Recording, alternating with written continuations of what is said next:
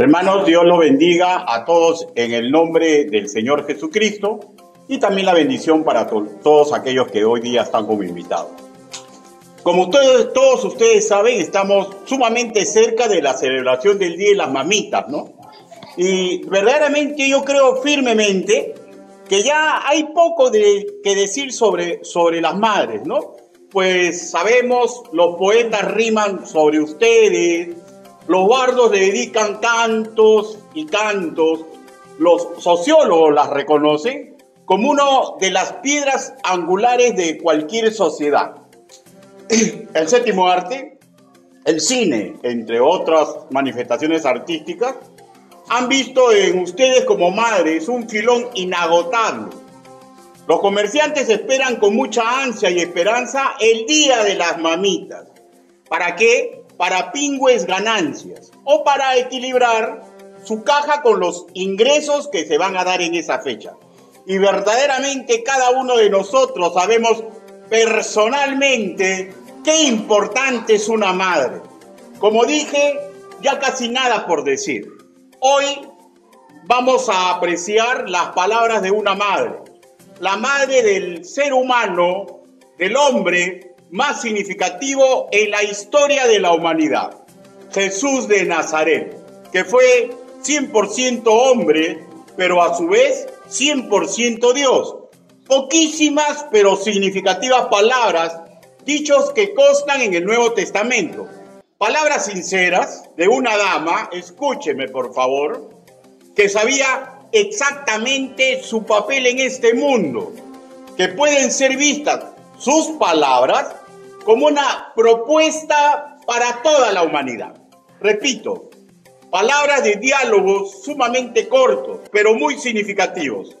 Hoy vamos a revisar dos de sus dichos, que espero nos haga ver situaciones que el Creador desearía que le sea propia a toda madre, pero no solamente a toda madre, sino a todo ser humano que respira en este mundo. Por favor, antes de iniciar, busque Lucas capítulo 1, versículo 38. Si ya lo tiene, pues espero que ya lo tenga porque ahí fue la lectura bíblica. Permítame que los guíe en una oración congregacional. Inclinen su rostro, por favor. Bendito Padre Celestial, todos los que hoy día usted de diversa forma ha invocado para que estén presentes, todos deben de comprender o recordar que no existe ser humano digno de predicar ni enseñar los evangelios. Señor, pero hoy me está dando la oportunidad. Hable, Señor Yahvé. Permita que el trabajo que he preparado quede cautivo, Señor, en la mente de los que escuchan. Humildemente, eso le pido, Señor. En el nombre bendito, precioso y poderoso del Señor Jesucristo. Amén. Palabras cortas, palabras precisas, diálogos exactos. Y el primer punto que quiero revisar es palabras que hablan del proceso para aprender a suspirar por el Creador. Palabras que hablan del proceso para aprender a suspirar por el Creador. O sea, usted ya se dio cuenta, ¿no? O sea, estoy hablando de un corazón que palpite amorosamente por Dios. Lucas, capítulo 1, versículo 38. El Evangelio según nuestro hermano Lucas, capítulo 1, versículo 38.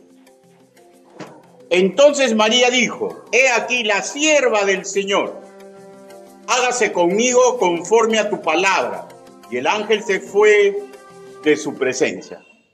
Ahora, permítame, usando el idioma original, apreciar el significado de lo que nuestra Reina Valera en 1960 hemos leído como sierva. En el griego koiné es el vocablo doule, que procede de la palabra doulos, que implica, escúcheme ya, que ella se consideraba conscientemente esclava voluntaria de Dios y como tal atada a sus planes divinos, encadenada a su perfecto plan, prendida del corazón del amo celestial, presa de sus designios, sujeta su voluntad. O sea, lo que usted está escuchando no es un poema, ¿ya? Es lo que significa el término que usted ha escuchado, ¿ya? Cuando vemos las raíces idiomáticas. De hecho, no tenga usted en perspectiva una situación abusiva, ¿ya? Que se dio con este hecho jurídico, ¿no? Casi constante en toda la historia de la humanidad, ¿no? Que un esclavo era una persona, pues, que era completamente abusado. ¿Por qué? Porque en el caso Dios, ser humano, recordemos que Dios como amo perfecto, es imposible que Él sea abusivo. Por lo contrario, Él apoya a los suyos de tal manera que en este mundo los ayuda en perfección para que dignifiquen su vida. Y al final, a todos aquellos que sean sus siervos, al final de sus días, cuando dejen de respirar, lo va a llevar a reposar por siempre a la casa celestial. Repetiré la definición del concepto, del término, y por favor, les voy a pedir que sean observadores, ¿ya? Como fácilmente esta descripción de lo que significa siervo podría también hablar de una persona enamorada de otra persona. Escuche, ¿ya? Y eche volar su imaginación y sus recuerdos, pues, ¿no? Y sus recuerdos, ¿no? Uno o una atado a los planes divinos, encadenado a su perfecto plan, prendido al corazón del amo, presa de sus designios, sujeta su voluntad, ¿ya? Sujeta su voluntad. Y todas estas formas de calificar a lo que es un siervo o una sierva nos enrumba a un estado de una persona que esté enamorada. En el caso que estamos tratando, una mujer, María, profundamente enamorada de otro ser, en este caso Dios. ¿No es acaso lo que ocurre cuando uno está templado, no se ata a los planes de otro? Cuando uno está templado, no se encadena, no prende su amor hacia otro ser humano que en estas circunstancias de enamoramiento lo es capaz de tratarlo como si fuera su amo, que está presa de los designios que le ocurran al otro, ¿ah? Y que está decidido a enrumbar por el rumbo que ha decidido la persona amada. Y recuerden, pues, por favor, por ejemplo, la locura que estábamos dispuestos a realizar con la primera persona que conmovió nuestro corazón. Yo sí recuerdo. ¿Usted recuerda? Ojalá que sí. Porque los recuerdos del ayer pueden servir magistralmente en el hoy para tomar decisiones y nos va a ayudar, si la decisión es correcta, a tener un magnífico futuro. A quien así le ocurre, su razón es absorbida en gran manera por el deseo de agradar a la persona objeto de ese amor. Hacer, o sea, traducir en castellano, hacer como creemos que a esa persona le gustaría que hagamos. Hacer como creemos que a esa persona le gustaría que hagamos. Ojo, que cuando esto ocurre con otro ser humano, verdaderamente podemos ser engañados. Verdaderamente podemos ser manipulados. Nos pueden pagar mal. Pero escúcheme, por favor. Con Dios nunca sucederá esto, pues Él es perfecto y su esencia es el amor. Primera de Juan, capítulo 4, versículo 8, en su segunda parte. Sobre este mover nuestro razonar a agradar a la persona por la cual suspiramos, permítame graficarlo con dos casos que me sucedieron en mi vida. Yo recuerdo cuando estaba en primaria, si no tengo mala memoria, tendría 11 años, algo así, pero era uno de los niños más fregados de la clase. O sea, pícaro como yo solo, hacía que todo el mundo se mate de risa. Pero mi profesora, gran educadora, se dio cuenta que ponía cara de carnero degollado cuando veía a una compañerita y se dio cuenta que botaba lavado. ¿Ya? Y bueno, pues me sentó con ella y así neutralizó a un díscolo que con sus locuras de niño distraía a toda la clase. Ahora voy a ir a otra etapa de mi vida, ¿ya? Yo embobado, ¿no? Ahora, al otro punto. Yo recuerdo cuando tenía 19 años, ¿ya? Y trabajaba en provincia, ¿ya?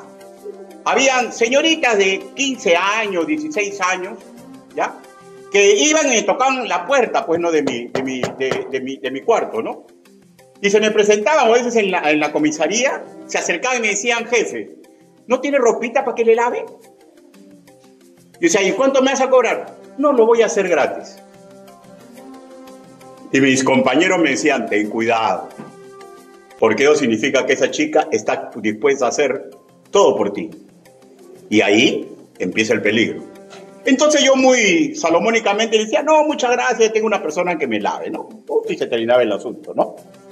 Ahora, yo deseo resaltar dos detalles, ¿ya? Que no quiero que pasen desapercibidos. Primero, en ambos casos, como me pasó a mí o como estoy seguro les pasó a esas niñas, en todo tiempo hay un tiempo de observación. Observar a la persona que parece que nos gusta. Y comenzamos a apreciar ciertos detalles que nos atraen. Y lo segundo es que una vez gustándonos lo que hemos observado, aceptamos de sumo grado llegar a una intimidad. Llegar a una intimidad. Ahora, en el caso de mi persona cuando era niño, o sea, embobado por esa niña, dejé de hacer travesuras. Y la profesora la sentó y le dijo, cada vez que Ricardo, Noblecía, ¿no? Al colegio Noblecía, por rápido, se quiera salir, pellízcalo. No, pero es bien fregado, ¿me va a hacer algo? No te va a hacer nada. Y me metía mi compañerita unos peñiscones y en vez de decir, ¡ay, ay, ay! Decía, ¡ah! Porque estaba enamorado. Mi primer amor. Y del mismo modo, ¿no? Esas niñas, ¿no? Yo estoy seguro, casi seguro que le daba ropa sobre ropa. Le decía, anda a arreglar mi cuarto. Le hubiera dicho 1000 cosas y ella debe estar dispuesta a hacer todo. Recuerdo también una niña que me acuerdo que en la pensión llegábamos todos, me sentaba, y la hija, pues, de la que daba la pensión, ¿no? Decía, jefe, ¿qué le gusta? Lo que me gusta aquí no hay porque es provincia y es comida de Lima. Pero no, de lo otro, ¿qué le gusta? Tal cosa. Y al día siguiente hacía eso, pues, la dueña de la pensión, ¿no? Y ella salía y me decía, jefe, yo he cocinado y lo que usted quiera pídame. Porque es así, pues. Después de observar y nos damos cuenta que es la persona que ha cautivado nuestro corazón, intentamos tener intimidad, o en el primer caso, aceptamos la intimidad. ¿No es cierto? Explico. Algo de lo que usted está escuchando ocurrió con María para que se ate a los planes divinos, para que se encadene al perfecto plan prendida del corazón del amo celestial. Y si así, presa de sus designios, sujeta a su voluntad. Esta condición, escúcheme, ¿ya? No nace de la noche a la mañana, es parte de un proceso. Es parte de un proceso. Explico. Lo que usted ha escuchado en forma banal, circunstancial, como anecdótica, que puede de repente haberle arrancado una sonrisa o un suspiro de nostalgia al recordar cosas muy hermosas en su vida. Lo explico. Los judíos de las épocas bíblicas son reconocidos como el pueblo del libro, cuyos padres intentaban crear en sus hijos la condición necesaria para criar siervos del Altísimo. Les repetían y les repetían historias nacionales en donde Dios era el fundamento de su vida, la fuerza de sus triunfos y las esperanzas en su fracaso. Todo ello registrado en el Antiguo Testamento. Y permítanme leerles un versículo que nos habla de una metodología para que los niños, como el caso que les relaté al principio, observen el porte, las virtudes, las acciones de un Dios que enamora. Y luego estos niños pueden observar por la guía de los padres, ellos mismos por iniciativa propia buscaban ser siervos del Señor. Deuteronomio capítulo 6. Deuteronomio capítulo 6, versículo del 7 al 9. ¿Lo tenemos? Y dice así: y la repetirás a tus hijos, y hablarás de ellas estando en tu casa, y andando por el camino, y al acostarte, y cuando te levantes. Y las atarás como una señal en tu mano, y estarán como frontales entre tus ojos, y las escribirás en los postes de tu casa y en tus puertas. Por favor, escúcheme. Aquí se relata esa metodología de hablar del hacedor, para que ellos se enamoren. María, desde su temprana niñez, como todos los niños de procedencia israelita de los tiempos bíblicos, por norma casi general, fueron empujados a observar las maravillas de Dios. Su porte, guerrero, defensor, sus planes misericordiosos, magníficos, sus designios, su peculiar forma de actuar, repito, con amor, con mucho orden, y por qué no decirlo, la expresión de su ira santa. Y todo esto iba enamorando y cautivando a esos niños, porque recuerden que la arma magnífica para educar a un niño es su imaginación. Es su imaginación. ¿Ya? Y ella, María, como todo niño o niña de ese pueblo, por ejemplo, se les enseñó cómo Yahvé orientó a las corrientes del Nilo para que un pesebre llegue con un niño pequeñito, Moisés, a las manos de la hija de Faraón. Ellos, los niños, escuchaban embelesados cómo salvó a los primogénitos de su pueblo, cómo sacó Jehová a los antepasados de Egipto, cómo destruyó el ejército más poderoso de aquel entonces en el Mar Rojo, que ellos ya antes habían cruzado. Ellos escuchaban como un jovencito pastor con una piedra, con una simple piedra, mató al guerrero más gigante de aquel entonces. Ellos sabían cómo la profetisa Débora encabezó a los israelitas, incluyendo al líder Barak, para derrotar a Sísara y liberar a Israel. Historias de héroes, de heroínas, que tuvieron todos ellos un patrón común. Hicieron maravillas detrás de la mano perfecta de Dios. María, en su momento culminante, en la prueba más grande de su vida, ella dijo lo que hemos leído: he aquí la sierva del Señor, hágase conmigo conforme a tu palabra. Fue su decir la confirmación de su anterior comportamiento, la afirmación de su posterior proceder, que todo esto fue producto de un proceso educativo. Ella fue empujada desde niña a mirar a Yahvé, a suspirar por él. Y luego ella, ya cautivada, con mayor capacidad cognitiva y de hecho educada para leer ella misma las escrituras, buscó personalmente intimidad con ese Dios que sus padres la habían guiado a que lo observe, a que lo tase, a que lo pese y vea que no hay demérito. El amor perfecto. Leyéndole, orándole, imitando la moral pía de los siervos del pasado, de aquellos hombres y mujeres que hicieron cosas grandes y maravillosas. Y este proceso la preparó para responder como respondió. Hermanos y amigos invitados, fueron historias reales, no dibujos animados, no cuentos de hadas. Y ojo, que no tengo para nada adversión a las historias nacidas de la capacidad humana, no, para nada, ¿ya? Pero solamente es una verdad, ¿no? Los superhéroes y heroínas de los niños de Israel fueron de verdad. Imaginen esa imaginación, ¿no? Y cuando decía, ¿pero qué fuente era Sansón? ¿Y cómo tenía su fuerza Sansón? Porque la mano de Dios estaba sobre él. ¿Y cómo Débora lideró cuando el hombre no quiso, no? ¿Y cómo pudo una mujer ponerse a la cabeza de todo Israel? Porque la mano de Dios estaba sobre ella. Y estas historias cautivaron el corazón de María.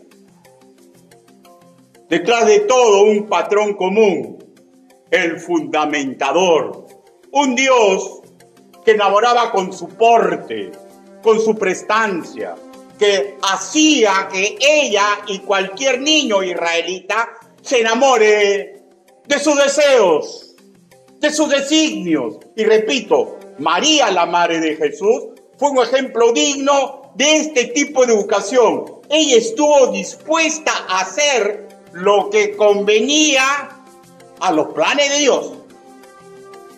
A los planes de Dios. Ahora, quiero que comprendan lo siguiente, padres que me escuchan, ¿ya?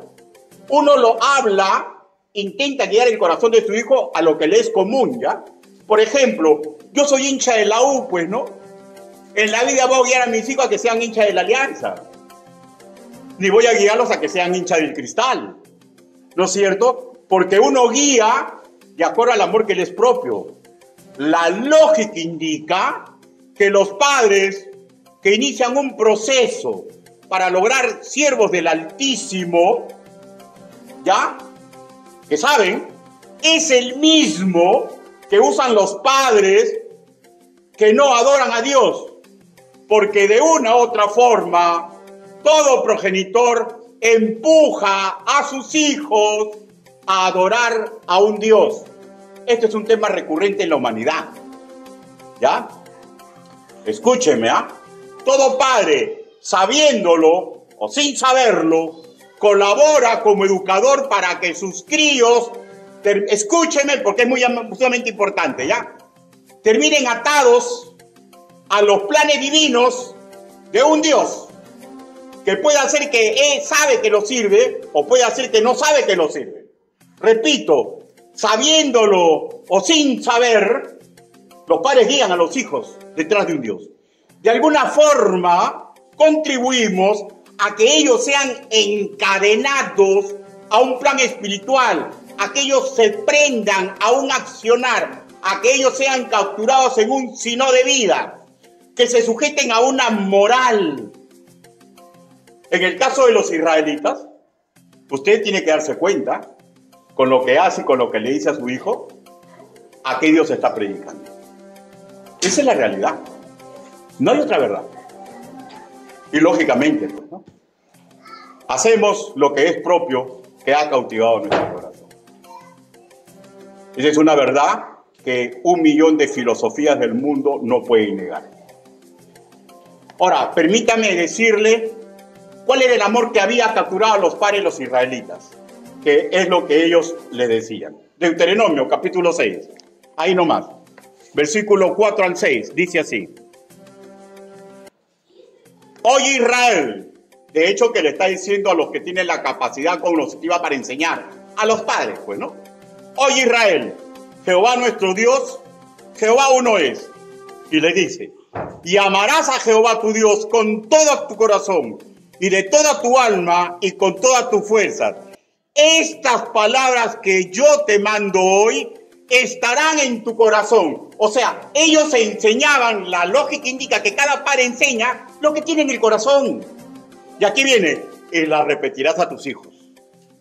Y la repetirás a tus hijos. O sea, esto es un examen simple que cada uno puede hacerse para darse cuenta si está atada a Dios. Claro, al Dios de las Escrituras, ¿no? Al Dios de las Escrituras. Y permítame una figura literal algo banal, ¿ya? Para seguir razonando sobre el tema. Hace poco vi un pequeño cortito en los videos que salen en redes sociales, ¿no? Y me pareció muy interesante, ¿ya? Miren, ¿sabe lo que salía? Salió un padre que defendía su posición que Popeye el Marino era superior a Superman. Y después sale el mismo hijo que crece y le sustenta a su propio hijo, ¿ya? Que Superman es superior a Goku. ¿Ya? Ahora, y todos sabemos, los padres que hemos nacido en la época de la televisión, ¿no? Cuando vemos programas o dibujos animados con nuestros hijos, siempre hay el intento de que nuestros niños vean, es un mecanismo casi natural, ¿ya? Que ellos vean lo que a nosotros nos gusta, lo que nos propio, lo que ha cautivado nuestro corazón, y esta es una ley de vida. Esta es una ley de vida. Casi todo padre intenta hacer lo mismo. Y las mujeres son iguales. El dibujito que le gustó, quiere que sus hijas la vean. Bueno, pues, eso es una ley de vida. Y esto puede graficar muy bien, ¿ya? El caso de María, la madre de Jesús. Sus padres le enseñaron el camino que había cautivado su propio corazón, el de Yahvé Adonai, como a todos los niños del pueblo santo. El sentido, el norte, que el corazón de sus hijos se vea cautivado por el porte, por la justicia, por la misericordia, por la bondad, por el orden del Señor. Esta política educativa familiar ayudó a formar a María como sierva del Altísimo. Ella suspiraba por el Altísimo. Por tanto, se sometió a su santa y perfecta voluntad. Y antes de entrar a la segunda palabra significativa de María, permítame decirles que el reto que enfrentó María no fue cosa pequeña. Póngase en los zapatos de María y dése cuenta si usted sería capaz de aceptar el reto que Dios le puso. Claro, pueda que sí, que pueda que no, pero de todas maneras para que usted mismo se cuenta qué difícil fue el reto. ¿Cuál era la voluntad divina que le expresó Lucas? Capítulo 1, versículo 31. Le dijo, ¿lo tenemos?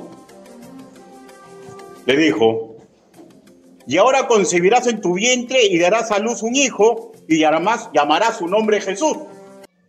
Pero ella nunca había estado con ningún hombre, ¿no? Y de ahí, versículos 34 y 35, y le dice, entonces María le dijo al ángel, ¿cómo será esto? Pues no conozco varón. Respondió el ángel y le dijo, el Espíritu Santo vendrá sobre ti, el poder del Altísimo te cubrirá con su sombra, por lo cual también el santo ser que nacerá será llamado Hijo de Dios. Escúcheme para que vean el contexto porque fue una cosa difícil, ¿ya? Ella no estaba casada. Claro, estaba desposada con José, que significa que estaban en una época de noviazgo, transformándolo a la cultura actual, ¿no? Pero y la pregunta es, ¿y si José no aceptaba y la denunciaba? Y la otra pregunta es, si alguien se daba cuenta de su estado de maternidad y la denunciaba, ¿cuál era el peligro? ¿Cuál es el peligro en actualidad? El peligro puede ser diverso, ¿no? Pero en aquel entonces, el peligro era terrible. Deuteronomio, capítulo 22. Deuteronomio, capítulo 22.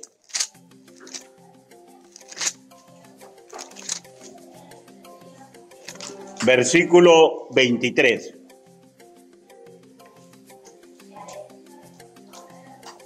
¿Lo tenemos? ¿Lo tenemos?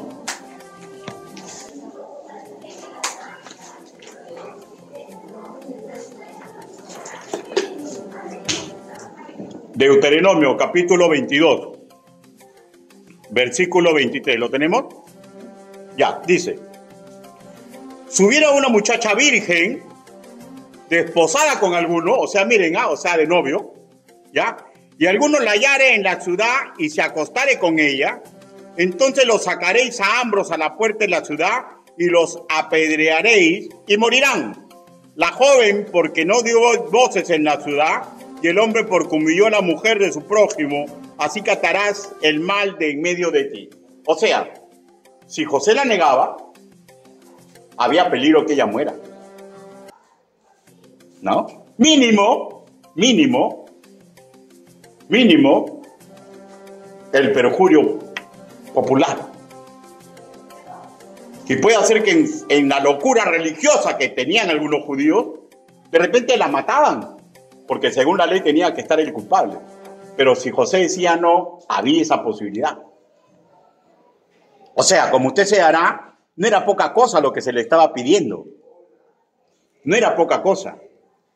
Humanamente, con una lógica, era un asunto sumamente delicado. Pero ¿saben qué? Ella tenía intimidad con Dios. Ella, escúcheme ya, ella no sabía lo que iba a suceder. Pero una cosa sí sabía. Yahvé era y nunca ha dejado de ser un Dios de pactos. Y como parte de la promesa que está escuchando cuando se le está pronosticando que va a parir a Jesús el Salvador, el ángel le dijo así: María, no temas, porque has hallado gracia delante de Dios. Lucas capítulo 1, versículo 30. Y ella, repito, sabía a ciencia cierta, porque había sido nutrida observando el porte magnífico de Dios, que ese Señor, de cual ella estaba enamorada, nunca había abandonado a un siervo en el pasado, durante toda la historia de Israel. Deuteronomio capítulo 31, versículo 8. Deuteronomio capítulo 31, versículo 8.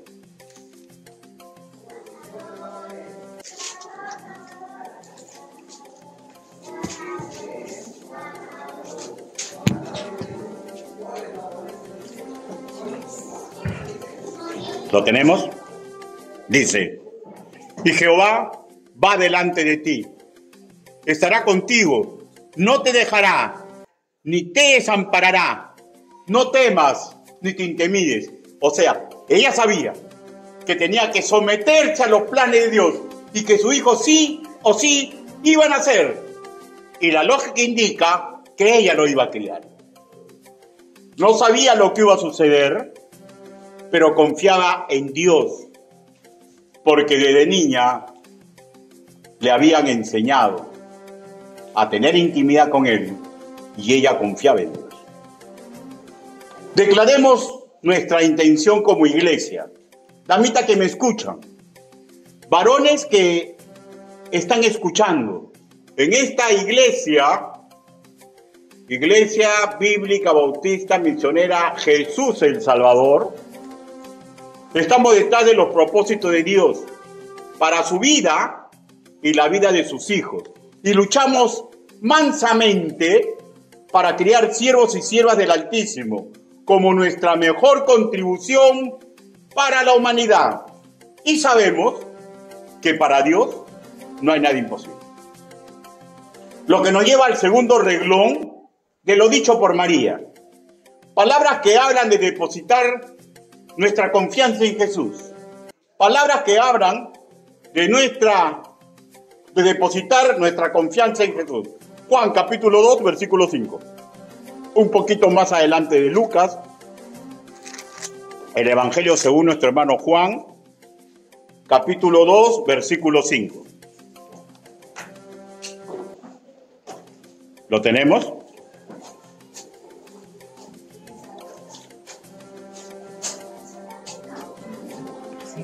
Dice la palabra del Señor: su madre dijo a los que le servían: haced todo lo que os dijere. Haced todo lo que os dijere. Ahora, permítame que les recuerde el contexto histórico en el cual se dieron estas palabras, ¿ya? Recién Jesús había sido bautizado. Juan, capítulo 1, versículo 29 al 34. Luego de este suceso, él y sus discípulos acompañan a su madre María a la boda de Caná. Juan capítulo 2, versículo 1 al 2. Y María, en una conversación con Jesús, le entera lo que estaba por recurrir. Un desprestigio para la familia y para los recién casados, ¿ya? Por lo cual le pidió, sin palabras exactas, que él haga algo. ¿Y qué es lo que responde Jesús? Juan capítulo 2, versículo 4. Dice, Jesús le dijo, ¿qué tienes conmigo, mujer? Aún no ha venido mi hora. Ahora, miren, le está diciendo mujer, no es una falta de respeto, ¿ya? Sino ya es un giro que va indicando algunas cosas, ¿ya?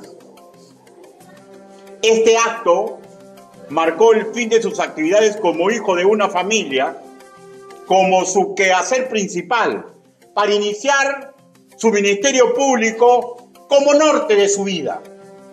Ahora, esto no implicó para nada dejarle de dar el amor y el honor que María como su madre le correspondía, sino que fue su inicio de bregar enteramente en pastorear a un círculo íntimo, y ahí incluida su madre. Ahora, regresemos a la boda de Caná. De la boca de María sale el único mandato que se registra de la madre de Jesús hacia otro ser humano. Versículo 5, lo volvemos a leer. Dice, haced todo lo que os dijere. De hecho, palabras a los sirvientes que paraban bajo el maestresala, que estaba administrando los recursos para que los invitados a la boda pasen un momento agradable. Repito, la circunstancia fue para que no quede mal la familia que había hecho la invitación a la fiesta nupcial. Pero estas palabras, por favor, escúcheme, ¿ya? Encierra una verdad que ocasiona maravillas. Encierra una verdad que ocasiona maravillas. ¿Cuáles son?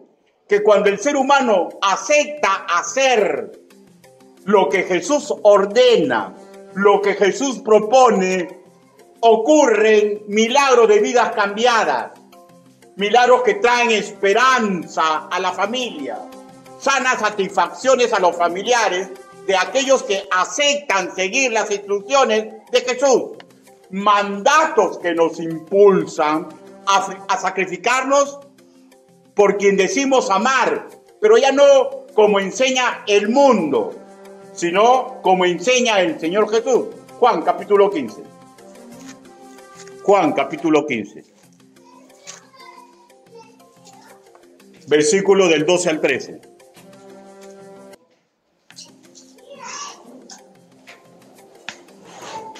La palabra del Señor dice así: este es mi mandamiento, que os améis unos a otros como yo os he amado. Nadie tiene mayor amor que este, que uno ponga su vida por sus amigos. Mandatos, hermanos míos, mandatos que favorecen a la familia, porque cuando uno sigue los designios de Jesús, aprende a sacrificarse correctamente por su familia. Mandatos que elevan la intimidad con Él.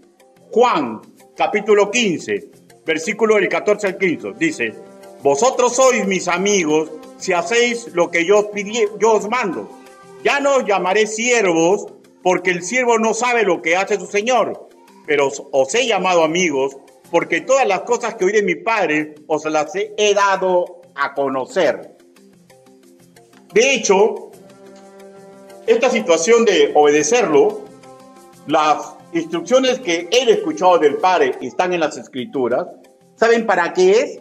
Para fortalecer a ese amigo, a ese siervo, ¿ya? Para que sea fortalecido espiritual y emotivamente, para que seamos capaces de hacer como Él manda. Él nos eligió, por tanto, Él nos capacita, como capacitó a María 100 años antes de que llegue la crisis que hemos relatado en las Escrituras.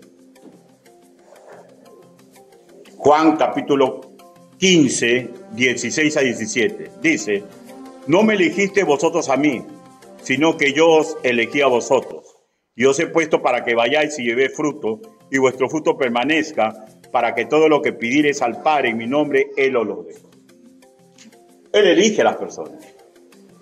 Pero ¿saben qué? Yo tengo este convencimiento. El ser humano que se da cuenta y comprende que Dios no quiere una élite, Dios a todos está llamando, ¿ya? Pero habrán unos pocos que acepten el llamado de Dios. Y aquellos que acepten el llamado de Dios, Él los prepara. Por favor, escúchenme, ¿eh? Yo decía amar a mi esposa.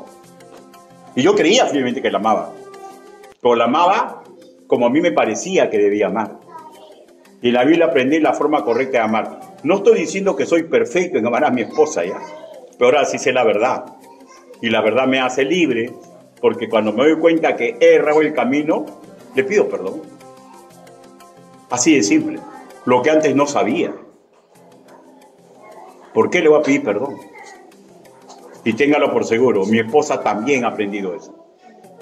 Porque aprendemos a amar como Dios ama. Y eso, aunque haya mis problemas en la casa, alimenta el corazón de los niños. Porque el que ama, sometiéndose a como Dios quiere que uno ama, alimenta a los seres que tiene que cuidar. Hacer según sus palabras es lo que inicia el milagro, por ejemplo, de crecer en prudencia. Mateo capítulo 7. Miren cómo hacer como Él dice nos favorece completamente. Mateo capítulo 7. Versículo del 24 al 25 dice, cualquiera pues que me oye estas palabras y las hace, le compararé a un hombre prudente que edificó su casa sobre la roca. Descendió la lluvia, vinieron ríos, soplaron vientos, de hecho problemas, ¿no? Y golpearon contra aquella casa y no cayó, porque estaba sobre la roca. ¿Ya? O sea, aquel que acepta las palabras del Señor, escúcheme por favor, se vuelve prudente. Se vuelve prudente. Este compromiso, hermanos míos, de aceptar, obedecerle a Dios, nos vuelve un canal para que en lo demás se produzca milagros. Mateo capítulo 5, versículo del 13.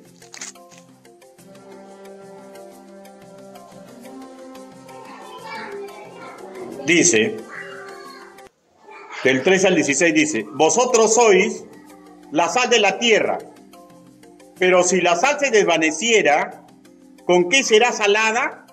No sirve más para nada, sino para ser echada fuera y hollada por los hombres. 14. Vosotros sois la luz del mundo. Una ciudad sentada sobre un monte no se puede esconder. Versículo 16.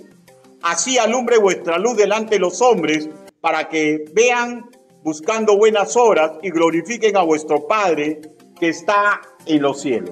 O sea, una persona que aprende a obedecer a Dios, una persona que aprende a tener prudencia en Dios, se vuelve un faro de esperanza para los demás, porque ven la forma correcta en que uno puede cambiar. Depositar nuestra confianza en Él, como ocurrió en los servidores de la boda de Caná, escúchenme por favor, desencadena milagros. Pero el mandato más puntual que da inicio a todos los demás milagros que yo desearía ver está en Primera de Juan, capítulo 5, versículo 13. Primera de Juan. Primera de Juan, capítulo 5, versículo 13.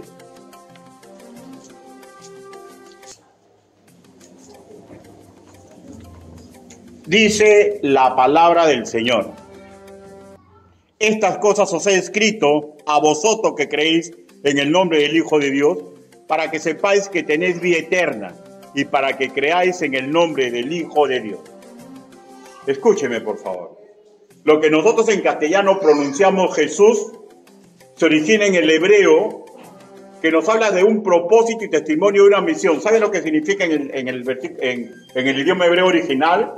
¿Ya? Yeshua significa Dios salva. Jehová, Yahvé es la salvación. O sea, la misión y el propósito por lo cual se nos ordena obedecer a Jesús en el primer mandato, que Él dice, yo soy el camino, yo soy la verdad y yo soy la vida. Nadie viene al Padre si no es por mí.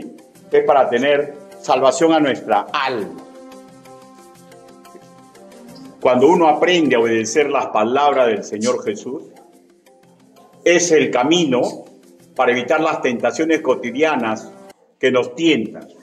Es el camino para vencer a nuestros enemigos espirituales que impulsan esas tentaciones. Es el camino para domar mi engañoso corazón que quiere correr al pecado. Y es el camino por la cual algún día iré a la casa celestial. A la casa celestial. El hacer todo lo que os dijere, que fueron palabras textuales de María, la madre de Jesús de Nazaret, fueron simples pero trascendentales palabras de regalo a toda la humanidad.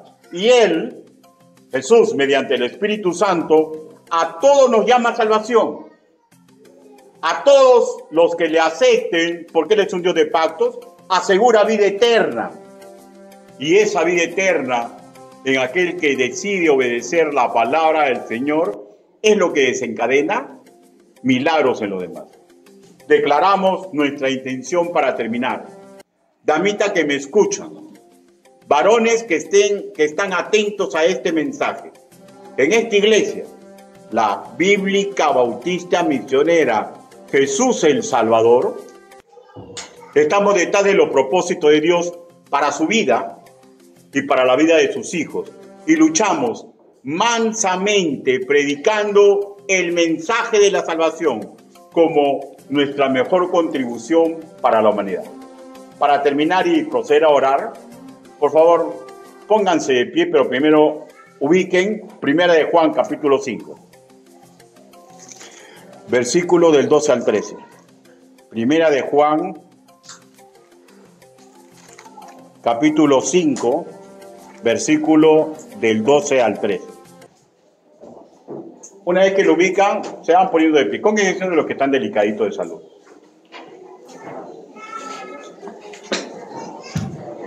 Y los que son cortos de vista pueden leer al frente, no hay ningún problema, ¿no? Primera de Juan, capítulo 5, versículo del 12 al 13. Dice la palabra del Señor. El milagro que desencadena todos los demás milagros. Dice, el que tiene al Hijo tiene la vida. Ese es el milagro. Y esto es cuando el ser humano decide perder su tiempo. El que no tiene al Hijo de Dios no tiene la vida. Estas cosas os he escrito a vosotros que creéis en el nombre del Hijo de Dios, para que sepáis que tenéis vida eterna y para que creáis el nombre del Hijo de Dios. Por favor, inclinen su rostro y permítame que los guíe en una oración.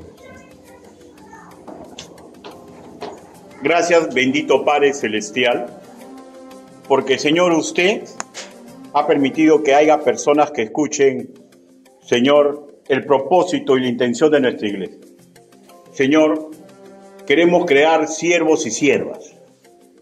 Queremos, Señor, que escuchen el plan de salvación. Señor, desde nuestros niños, nuestros jóvenes, los que tenemos más de edad, todos estamos detrás de estas dos intenciones. Ayúdenos, Padre, para que las personas comprendan que no hay mejor camino que ser siervo de Dios para cuando lleguen las crisis a nuestra vida y que Dios no nos va a abandonar. Ayúdenos, Señor, para comprender que si no estamos en usted, Señor, va a ser un triste despertar después que dejemos de respirar. Quiero hacer una pregunta. ¿Alguien de los presentes desearía conocer el camino para ser hijo de Dios, para nacer de nuevo? Si ese es su deseo, hágame una señal y levante su mano. Nadie lo está mirando. ¿Alguien desea recibir a Cristo como su Señor y Salvador personal? Dios te bendiga. Baje la mano inmediatamente. ¿Alguien más desea recibir a Cristo como su Señor y Salvador personal? Ahora una pregunta. ¿Está convencido usted de que ser siervo es el mejor camino que le corresponde? ¿Está comprendiendo usted que tenemos una misión de predicar el Evangelio? Si ese es su deseo, crecer en servidumbre ante Dios y apoyar para que difundamos el Evangelio, hágame una señal para orar por usted. ¿Alguien desea que ore por usted? Dios te bendiga. ¿Alguien más? ¿Alguien más? Vamos a orar. Bendito Padre Celestial, Señor, usted ha visto la mano levantada. Apóyelo, Señor, en las decisiones que han tomado en su corazón al confrontarse con el mensaje. Señor, y oramos por aquellas personas que no han levantado su mano, porque han escuchado, Señor, y se han dado cuenta que están enmarcados dentro de estos propósitos. Ayúdelos, Señor, porque tarde o temprano van a ser zarandeados, Señor, y va a llegar el momento en que tengan que demostrar si llegaron a enamorarse de tal forma del Señor, que acepten, Señor, la vida que les toca y acepten sus designios, Señor, que son perfectos y maravillosos. Señor, oramos por todas las personas que han sido invitadas, que han estado con nosotros, Señor, para que su mensaje, Señor, repite en su corazón. Así le pedimos, así le suplicamos, en el nombre bendito, precioso y poderoso del Señor Jesucristo. Amén. Hermanos, invitados, Dios los bendiga.